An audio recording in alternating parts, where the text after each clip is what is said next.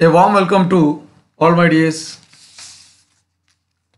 Today we are going to discuss about the most leading cause of death, especially in developed countries as well as in India, especially in Kerala, as you know, the ischemic heart disease.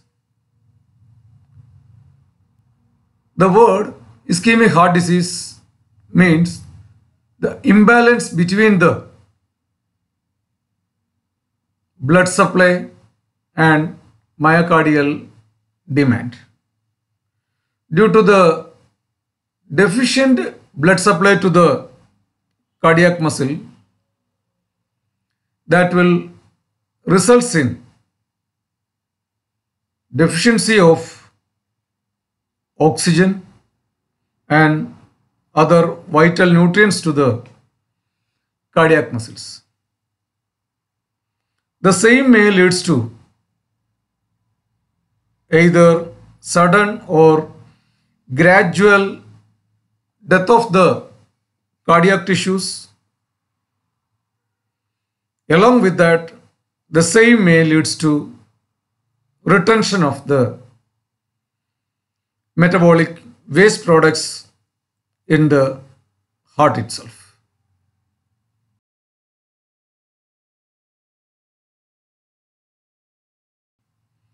So, the main phenomena or main mechanism of ischemic heart disease is imbalance of enriched oxygen to the myocardium with that of the real demand of the myocardial tissues.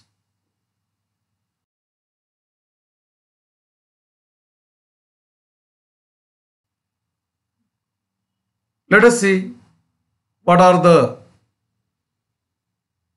cause of or risk of such a ischemia in coronary arteries. The main risk of ischemic heart disease is number one with a dyslipidemia or hyperlipidemia. Near about 88% of coronary artery disease or ischemic heart disease, dyslipidemia is the number one cause. Next comes about the diabetes. Near about 40 to 50% of the patient were already having diabetes. And of hypertension, near about 70% of the patient with a ischemic heart disease having hypertension. So the so-called lifestyle disorders, pressure, sugar or cholesterol, that is PSC, plays a pivotal role in the production of ischemic heart disease. Unfortunately, the so-called pressure, sugar, cholesterol, that means hypertension, diabetes and dyslipidemia, usually may not have any typical symptoms with the patient. That's why near about 60% of the patient doesn't know they had diabetes, they had hypertension, they had dyslipidemia. Lack of symptoms or a non-specificity of symptoms or a lack of awareness of the problem, etc. are the real culprit behind the issue. Even though in patient with diabetes, dyslipidemia or hypertension, most of the patient may not complete their treatment, or they may not follow the directions of their doctors, so that about 80% of the patients are knowingly or unknowingly neglect the directions given by their doctors or pharmacists or nurses. Next, about the smoking habit. Near about 60 to 70% of the patient with ischemic heart disease is having a habit of smoking. The smoking itself will raises the risk of coronary artery disease more than 6 times. That means if you smoke, that leads to 6 times high risk to have the coronary artery disease.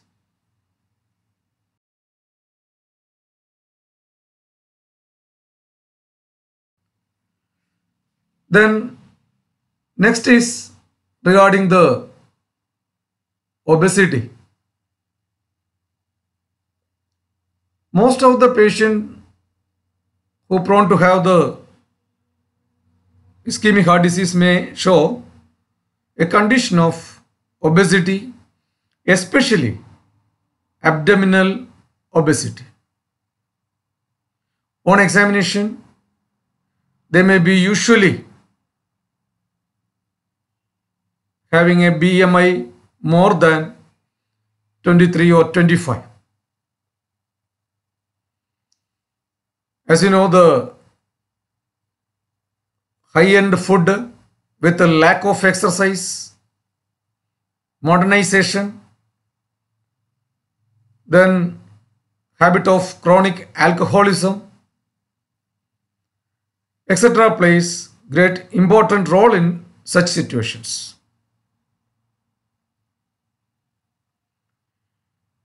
More than that, in a mechanized so-called modern world, most of the patients are under immense stress.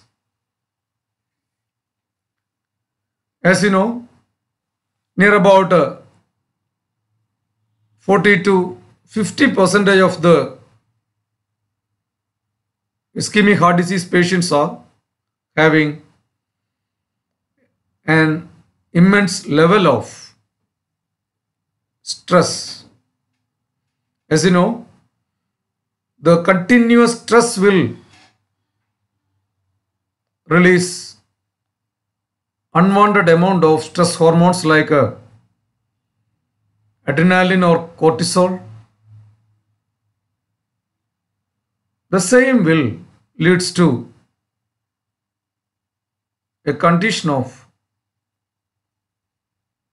over cardiac function, say tachycardia, high cardiac output, eventually results in heart failure. So, such cause of cardiac failure or ischemic heart disease is considered as a condition of broken heart syndrome. In such condition, you may not see any risk factors like hyperlipidemia or hypertension or diabetes, something like that, the base level causes. The broken heart syndrome is otherwise known as stress cardiomyopathy or Takotsubo cardiomyopathy.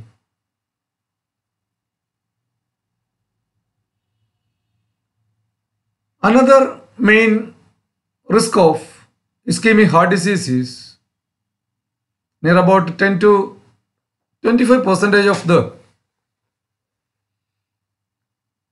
ischemic heart attacks are considered as silent attacks, because in such condition our patient may not have any expected symptoms of a heart failure or heart attack or angina or a myocardial infarction, something like that situation. Usually the patient sudden death may occur, especially during sleep or during morning hours, especially in between 6 a.m. to 11 a.m. Here, the diabetes plays great important role, or undiagnosed or uncontrolled or badly treated diabetes, as you know, that will result in a chronic complication of diabetes known as diabetic cardiomyopathy or diabetic neuropathy. In such condition, due to the demyelinization of the cardiac nerves, the cardia may fail to transmit the signals to the brain regarding the pathology. That is why the patient may fail to feel the sense of pain modality. Another cause of coronary artery disease, most of our patients may undiagnosed complain with severe anemia. As you know, the cardiac cells are very needed with a high amount of oxygen. Due to the anemia itself, usual serum partial oxygen pressure may be oxygen saturation may be very low. Then other endocrinal disorders like especially hyperthyroidism, then hyperadrenalism, etc. may leads to overloading or overworking of the cardia, and thereby cardiac failure may be the result. Some of our patients may be abused with drugs, especially psychoactive drugs or cocaine like MDM like LSD like drugs. All these may disturb the cardiac functioning. Then with some disturbances in the conduction system of the heart, that means SA node block or bundle branch, something like that, signaling defect in the signaling mechanisms, that may also leads to a condition of ischemic heart disease. All these above mentioned causes can be considered as modifiable risk factors, because we can modify our lifestyle, we can restrict, we can control, we can do some physical exercise, we can omit something, we can include something. That means we can change. Such risk factors are so-called modifiable risk factors.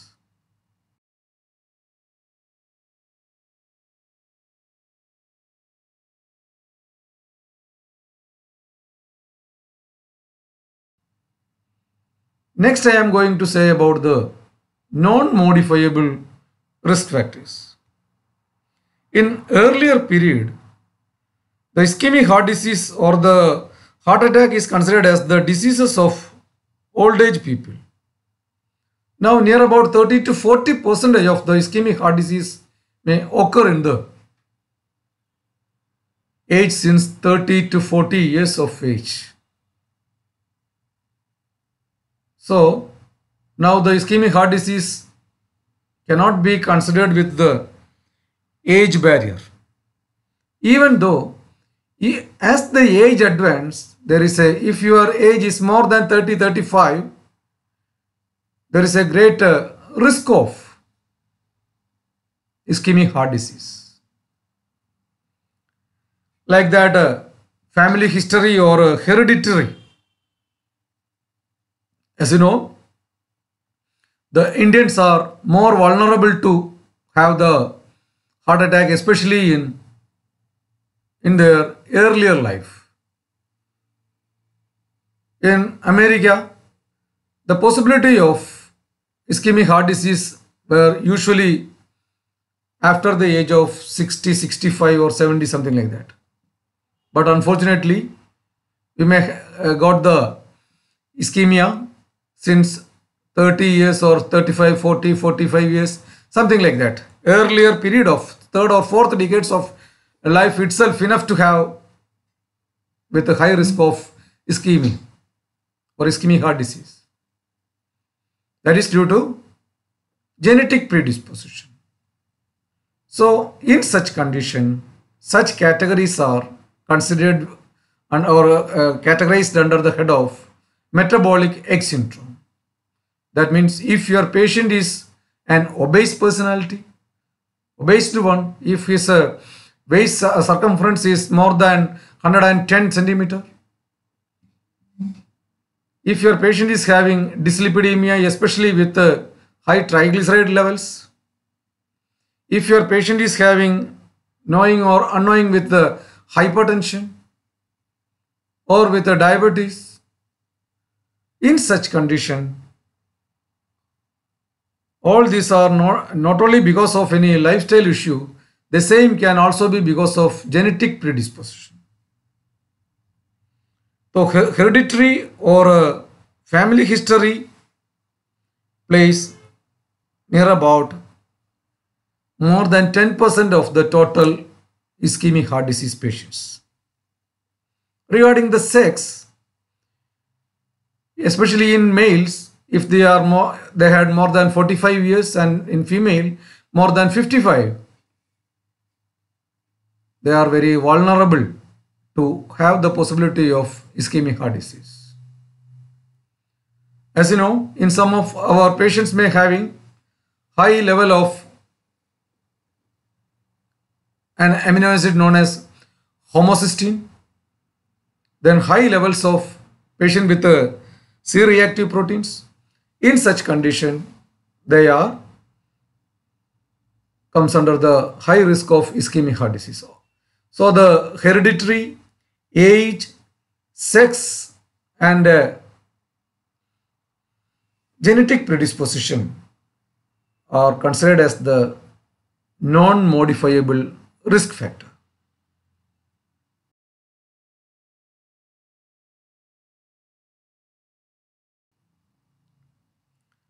Let us see what about the pathology and pathogenesis of ischemic heart disease. As you know, as the pathology advances or as the modifiable or non modifiable risk is getting advanced, the same may leads to or the same may results in atherosclerosis, formation of plaques or blocks. Unfortunately, the thrombi may detach and the same may block in the coronary artery. That is what we call the coronary embolism. Or some of our unfortunate patients, there may be high possibility of vasospasm or arterial spasm without having any thrombosis or embolism. Then arteritis, then vegetations from different parts of our body or vegetations especially from bacterial endocarditis. All these are the pathology related with ischemic heart disease.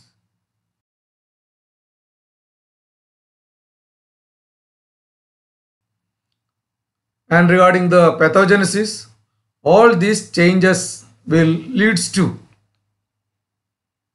narrowing of the lumen of the coronary artery. As we mentioned in our earlier video, the usual width of the coronary artery is, especially the main branch of coronary artery, is ranging from 3 millimeters to 6 millimeter of width. The same may blocked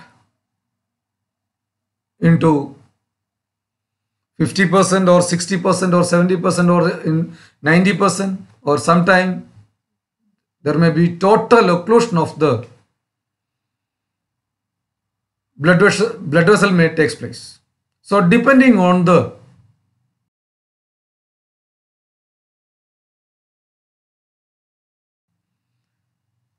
size of blood clots, size of occluded artery, the site of or the location of artery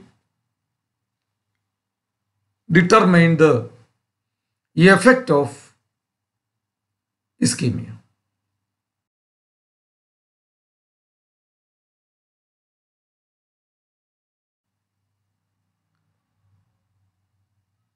Next, we have to explain